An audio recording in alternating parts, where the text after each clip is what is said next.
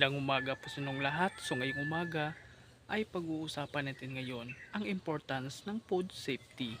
So alam naman natin na ang safety or food safety ay napaka-importante, lalong-lalo na po pagdating sa hospitality industry. So ano ba yung food safety? So pag sinabi kasing food safety, ito po ay isang assurance that will not cause harm sa consumer sa kanilang ino-order na pagkain. Napaka-importante ang importance ng food safety kasi dapat is mayroong ethical, mayroong legal, at saka mayroong economical.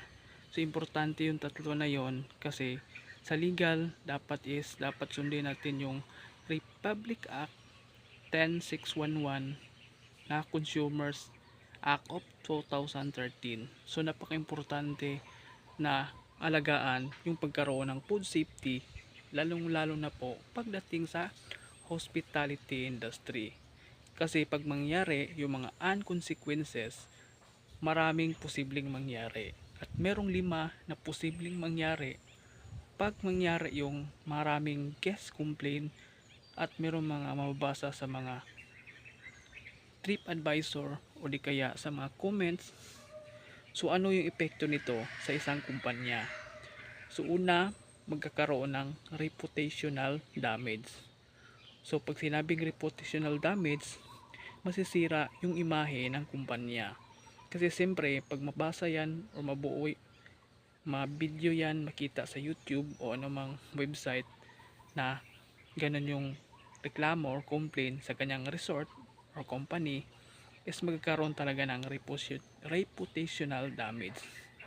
Pangalawa, posible magkaroon ng lawsuit at merong posibleng business closure. So, meron pang job loss. So, ang daming posibleng mangyari. Kasi sa ganung pangyayari, dapat talaga ay may iwasan yun. Kaya importante yung food safety. So, ang tanong dito, ano ba yung mga dapat natin gawin para magkaroon ng safety ang isang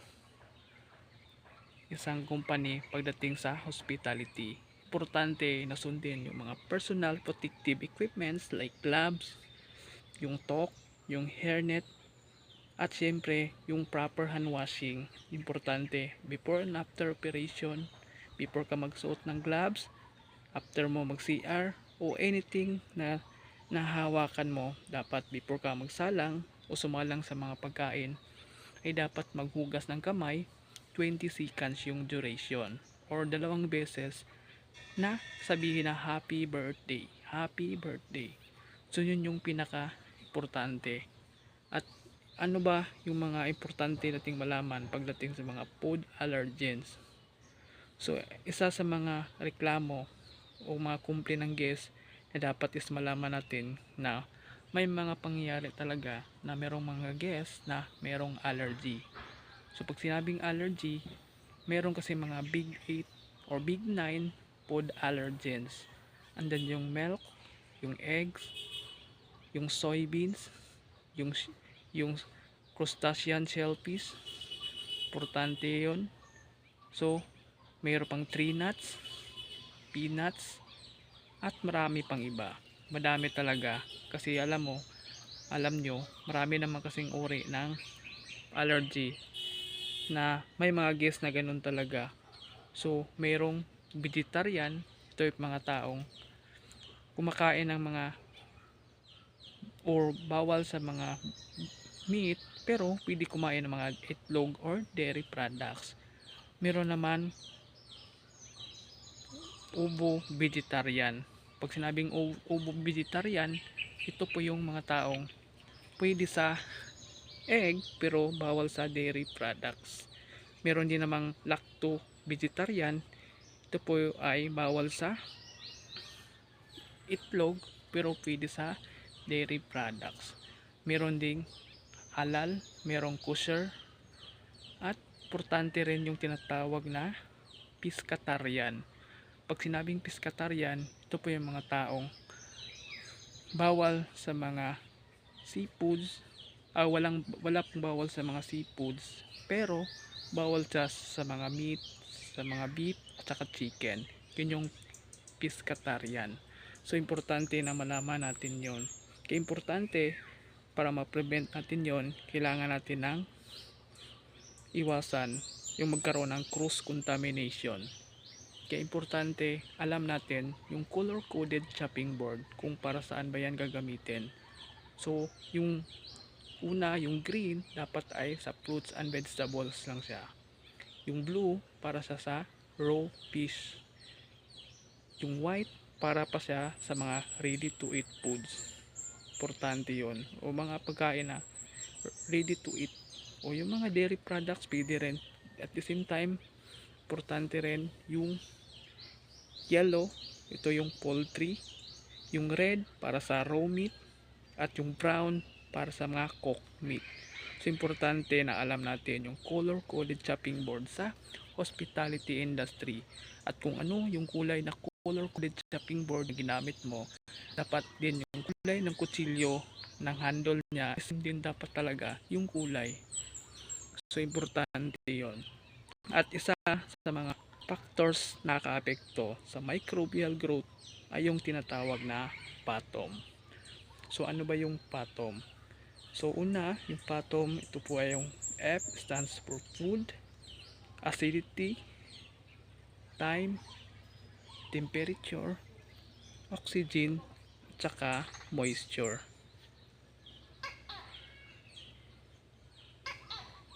So yun yung PATOM. So at isa sa mga dapat ning malaman kung ano ba yung mga food allergy. So ang food allergy kasi ito po yung mga sa life-threatening immune system reaction. So pag yan may mga allergy, meron talaga mga posibleng symptoms niyan sa pagkaroon ng allergy.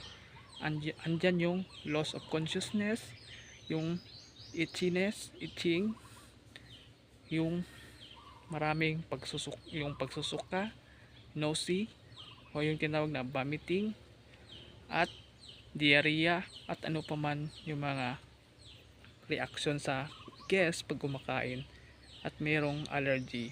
So posible talaga na dapat is kailangan meron tayong guest na dapat sundin natin kung ano yung mga sinasabi niya na meron siyang bawal.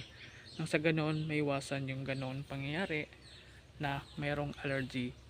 Kasi minsan may mga guest din na hindi rin nagsasabi na meron silang allergy na ganong food, saka lang mo lang malalaman na bawal pala sila.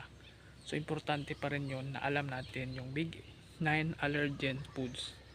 At isa sa mga dapat nating malaman din ay yung mga proper storage. Importante sa isang chiller or freezer, dapat alam natin yung mga proper storage sa kusina. So number 1, importante na yung ready to eat food dapat nasa ibabaw.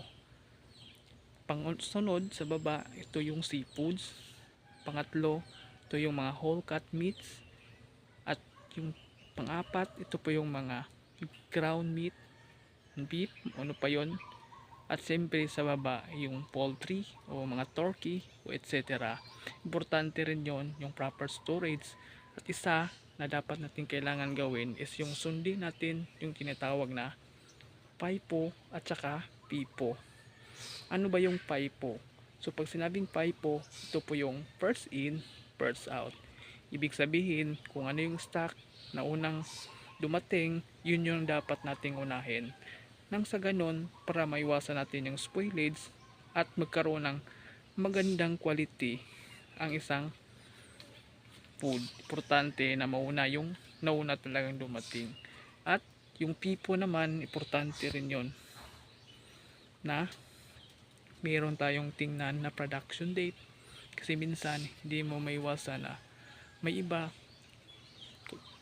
uling dumating pero matagal pa yung expiration. Meron namang naunang dumating galing sa supplier pero malapit na pala yung expiration. Kaya dapat alam mo yung pinagkaiba ng first in, first out, tsaka first, yun yung importante. So yung first expiry at saka yung first out na kung kailan dapat ma-expire. Importante yung FIFO at PIPO sa hospitality industry. At isa na dapat nating malaman na dapat is sundin magsuot ng gloves at iwasan yung cross contamination. So importante yon na dapat nating malaman, kasi pag sinabing cross contamination, ito pa yung gumagamit ka ng isang equipments or isang gamit na pinaulit-ulit mo lang sa isang chopping board halimbawa. So cross contamination, halimbawa nagsuot ka ng gloves tapos may nalaglag na food tapos kinuha mo, tapos ngayon nag-prepare ka ulit, hindi mo tinanggal yung gloves na ginagamit mo sa pagkuha ng mga nalaglag na pagkain. So kailangan talaga is dapat tanggalin at siyempre sundin yung proper hand washing. Dapat every time magwash before and after. Yun yung maganda dapat. At the same time, huwag natin kalimutan yung mga foodborne illnesses. So pag foodborne illnesses, ito po ay dahil po sa kinakain sa mga drinks or pagkain na galing sa biological at saka chemical hazards. So foodborne illnesses, sino ba yung mga considered na dapat high risk sa ganitong foodborne illnesses? So una, yung mga importante na malaman natin yung mga pregnant women. Sila yung mga madaling hawaan ng mga foodborne illnesses. Pangalawa, yung mga immunocompromised people. Ito po yung mga taong merong dialysis, merong cancer na, or mga cancer survivor na meron na talaga silang mga kondisyon na malala. At saka yung mga elderly people o yung mga up to 65 years old at saka yung mga below 5 years old. Yun yung mga madadaling mahawaan pagdating sa foodborne illnesses. It's importante na yung mga foodborne illnesses na yan dapat ay maiwasan, kasi pagdating sa food kasi dapat is alam natin kung ano yung mga proper temperature din talaga, kasi internal temperature sa mga whole meat dapat is 74 degrees Celsius. Yung whole poultry, yun 74 degrees Celsius. Whole fish or seafoods is 63 degrees Celsius. At saka merong 71 degrees Celsius yung ibang mga pagkain. Importante yun na dapat malaman natin na proseso. At isa na dapat nating panuorin o tignan sa kusina ay yung sundin talaga yung mga dapat sundin, kasi nang sa ganon may iwasan yung food allergy hanggat maaari, kasi napakalaga kasi yun sa isang kumpanya para maprotektahan yung reputation ng isang kumpanya at magkakaroon pa ng continuous na trabaho ang mga empleyado. So napakalaga rin yung sundin yung mga ganon. At saka yung mga hasap, importante sundin yon. Yung patom, importante rin yon. So napakalaga na meron tayong idea pagdating sa food safety and sanitation. Napakahalaga talaga na meron kang ganong idea at kaalaman, nang sa ganon may apply mo siya pagdating sa labas o sa bahay natin, ma-apply mo siya. Kasi importante yung mga personal protective equipment sa kusina, gloves, hairnet, yung talk. So ano pa yung mga dapat alam natin yung mga ganon. At merong tinatawag na food hazard. So pag sinabing food hazard, ito po yung mga anything na that can harm sa consumer, sa kanilang kinakain. So importante yon na dapat alam natin yung food hazard. So sa food hazard, merong tinatawag na tatlong klase. Merong biological hazards, ito po yung mga bacteria o parasite or na hindi natin nakikita sa mata, pero pag i-microscopic natin, buhay sila. At alam natin dapat yung pathogens at yung mga temperature danger zone na 5 degrees Celsius up to 62 degree Celsius. Nakapahalaga yon yung temperature danger zone Tsaka yung freezer temperature na dapat yung chiller 4 degrees Celsius, tsaka freezer is 18. Napakahalaga yun na alam din natin kung ano yung mga dapat nating malaman. Importante yung proper checking sa temperature. At kailangan sa biological hazard, ito po yung mga bacteria or parasites na hindi natin nakikita sa mata, pero pag i-microscopic ay makikita talaga na merong mga nabubuhay na parasites. Ano pa yung chemical hazard at saka physical hazard.